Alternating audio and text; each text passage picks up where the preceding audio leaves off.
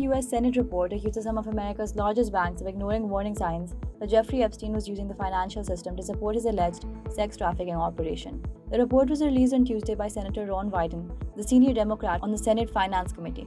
Wyden says bank records and court filings show that financial institutions overlooked evidence of sex trafficking and possible money laundering because they wanted to retain Epstein as a wealthy client. The report alleges that this gave Epstein access to large amounts of cash used to recruit, house, and transport victims. Epstein died in a New York jail in 2019 while awaiting trial on federal sex trafficking charges. His death was ruled a suicide.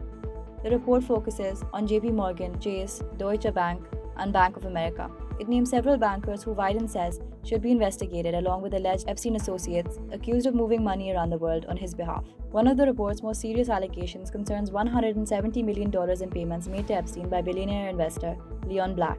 Investigators say Bank of America likely violated federal anti-money laundering laws by failing to properly report those transactions.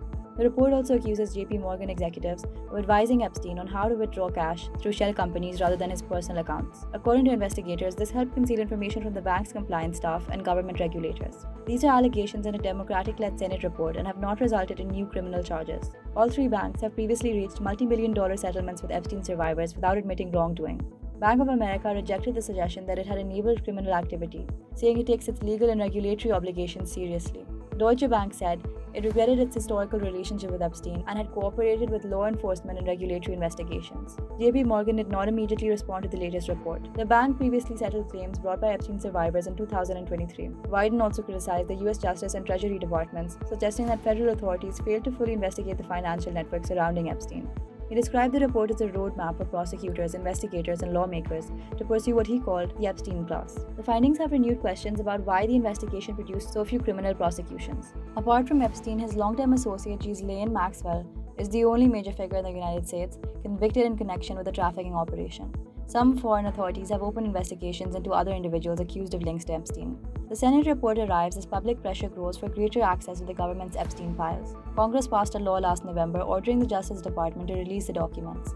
The department says it completed that process in January, but critics say many records were heavily redacted. Lawmakers have since proposed criminal penalties if survivors and relevant law enforcement agencies are denied full access to unredacted files. The issue has drawn criticism from both Democrats and Republicans ahead of November's midterm elections. President Donald Trump has repeatedly denied knowing about Epstein's crimes. He says their documented friendship ended in the early 2000s. Vice President J.D. Vance has said the administration is not deliberately withholding information but mishandled its public communication. The latest report shifts attention from Epstein's prominent associates to the financial institutions that handle his money. Its central question is whether major banks merely failed to recognize suspicious activity or knowingly ignored it to protect a profitable client.